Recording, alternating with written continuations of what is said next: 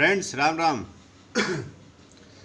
Friends आज subscription के base पर एक सेकंड क्वेश्चन प्रैक्टिकल क्वेश्चन मैं अपलोड कर रहा हूं, जिसमें आपको पिछले क्वेश्चन से थोड़ा डिफरेंट फॉर्म में सब्सक्रिप्शन का इन्फॉर्मेशन दिया गया होगा, लेकिन सॉल्व करने का तरीका एकदम वही पैटर्न अप्लाई करेंगे जो हम लोगों ने लास्ट क्वेश्चन में अप्लाई किया था।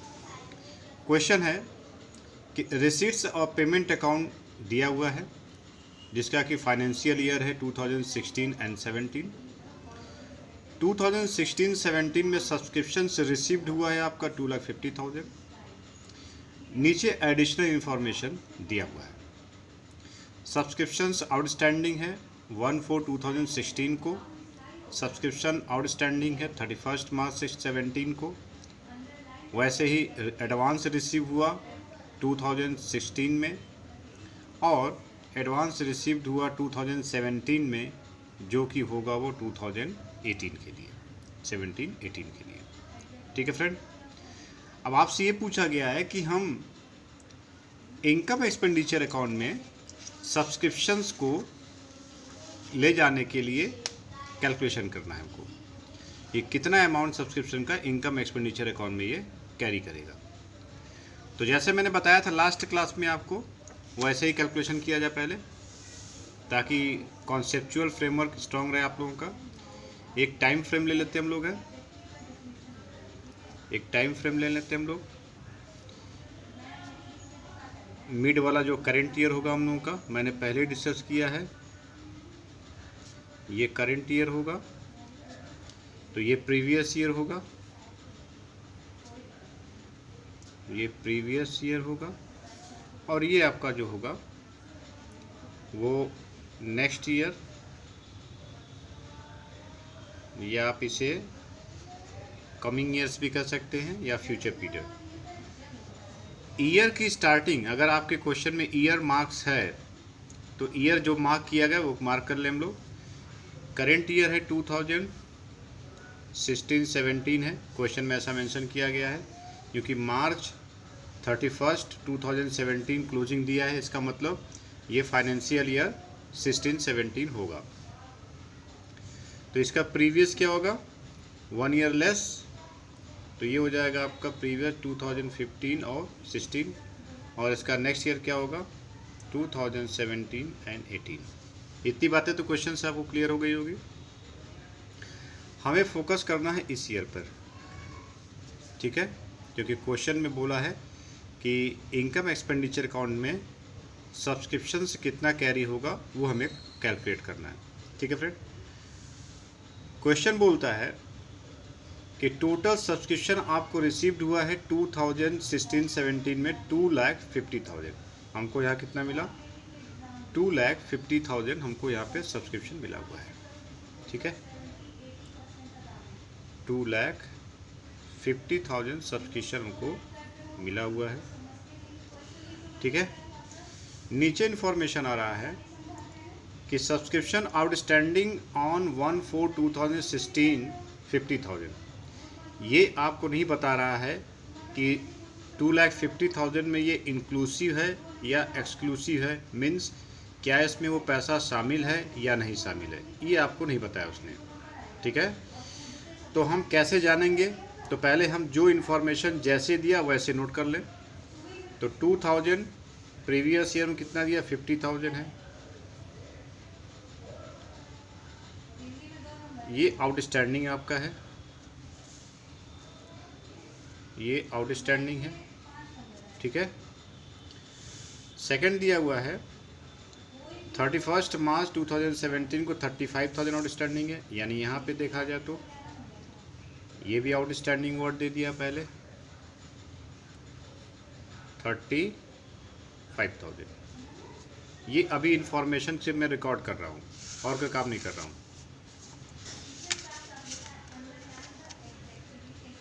फिर कह रहा है ये एडवांस सब्सक्रिप्शन है 2016 में, मतलब यहाँ पे आपको एडवांस मिला हुआ है, कितना मिला हुआ है 25,000, नोट करना, 25,000 एडवांस मिला हमको। ठीक है, और फाइनली 30,000 एडवांस यहाँ आपको मिला है। एडवांस हमको मिला है 30,000 का एडवांस यहाँ मिला है। ये केवल मैंने इन्फॉर्मेशन जो क्वेश्चन से मेंशन किया गया था वो मैंने नोट कर लिया। ठीक है, अब हमें निकालना है इस ईयर का सब्सक्रिप्शन कितना होगा। ठीक है,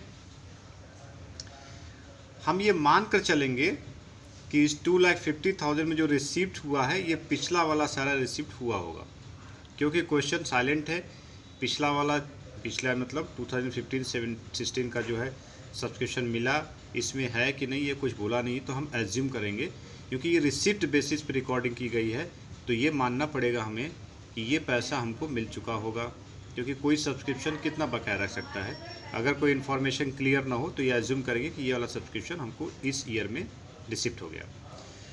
तो अब हमें चेक करना है। मैंने बताया था कि कोई भी एक्सपेंस या इनकम रिसिप्ट बेसिस या पेमेंट बेसिस पर रिकॉर्ड नहीं किया जाता है, उसका रिलेशन टाइम से होता है। टाइम पीरियड जिस पीरियड का होता है उसी ईयर का या उस पीरियड का एक्सपेंस या इनकम ट्रीट किया जाता है। चलिए हम एक एक करके देखते हैं। ये 50,000 जो है ये रिलेटेड है इसमें 2015-16 से। अगर 15-16 से रिलेटेड है ये, तो ये अमाउंट यहाँ मिला हुआ है। तो अगर ये यहाँ मिला हुआ तो इसका मतलब कि ये जो 50,000 है उसका रिलेशन तो इससे है ना। तो क्या ये इस साल की इनकम मानी जाएगी? नहीं मानी जाएगी। इसका मतलब इस 50,000 को हम क्या करेंगे, एक्सक्लूड कर देंगे यहाँ से। मैं रिपीट कर रहा हूँ फिर से, 2016-17 में जो हमें रिसीट मिला है इसमें ये अमाउंट इंक्लूसिव है, ये एज्यूम किया गया, क्योंकि हम लोग रिसीट और पेमेंट अकाउंट जो है वो कैश बेसिस रिकॉर्ड करते हैं, तो ये पैसा मिल गया होगा, ये ऐसा एज्यूम किया गया है। क्यों किया गया? क्योंकि क्वेश्चन में कोई इन्फॉर्मेशन दिया ही नहीं है। इसका मतलब जब पैसा मिल गया तो क्यों बोलेगा वो। ठीक है, तो मैं क्या करूँगा कि ये 50,000 यहाँ रिसीव हुआ जो कि यहाँ से रिलेटेड था, तो इसको एक्सक्लूड कर दूंगा मैं, यानी यहाँ पे माइनस कर दिया जाएगा इसको। इसमें से 25,000 जो है वो रिलेटेड है इस साल से। क्यों? कि एडवांस हमको मिला है इस साल। तो एडवांस किस लिए मिला? कि आप यहाँ ला करके इसकी इनकम बुक करेंगे, क्योंकि एडवांस तो पहले ही मिलता हमको है। तो एडवांस हमको यहाँ पहले मिल गया है।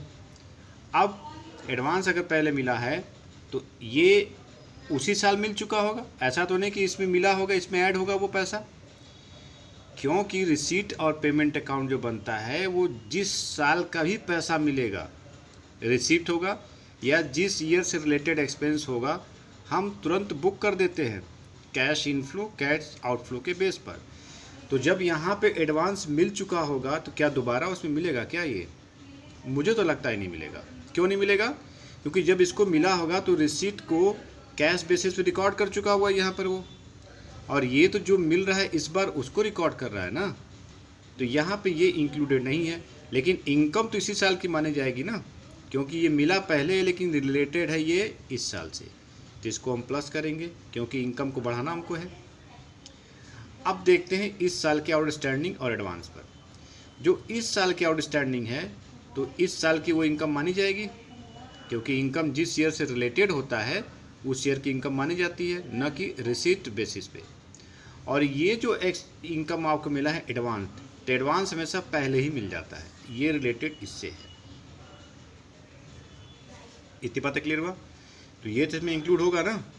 क्यों इंक्लूड होगा? क्योंकि ये पैसा तो रिसीट बेसिस पे ही रिकॉर्ड किया गया होगा।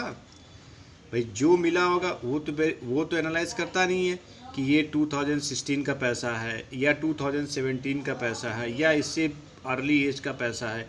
वो तो कहता है कैश मिला तो रिकॉर्ड करो, कैश गया तो रिकॉर्ड करो। इसका तो कॉन्सेप्ट ही यही है। तो जो ये पैसा एडवांस मिल गया इस साल में वो तो कैश में रिकॉर्ड कर लिया गया होगा, और जो ये पैसा मिलेगा इस साल में वो तो रिकॉर्ड हुआ नहीं होगा। हमें चेक करना है क्या, मोटी मोटा दो बातें आप ध्यान दीजिएगा। सबसे पहले आप टाइम को पकड़िए कि किस टाइम का पैसा कहाँ कहाँ इंक्लूडेड है। ये पैसा इस टाइम का था तो हम यहाँ पे ऐड कर लेंगे, क्योंकि इसमें ऐड नहीं था। ये जो 50,000 है वो इसी टाइम का था इसलिए इसमें इंक्लूड होगा, इसको हम डिडक्ट कर लेंगे। ये 35,000 इसी साल का है, इसलिए इसको हम ऐड करेंगे, और ये 30,000 नेक्स्ट ईयर के लिए चला गया, इसलिए इसको हम लोग क्या करेंगे, लेस कर देंगे। होप सो ये एनालिसिस आपको समझ में आया होगा। फिर भी अगर कन्फ्यूजन आपको होता है तो आप टाइम को केयर करिएगा कि जो पैसा मिल रहा है वो किस पीरियड से रिलेटेड है।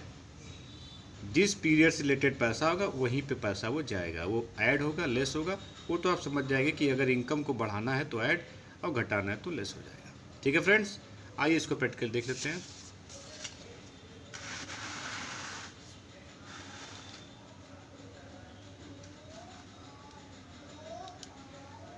टोटल सब्सक्रिप्शन रिसीव हुआ हमको 2,50,000।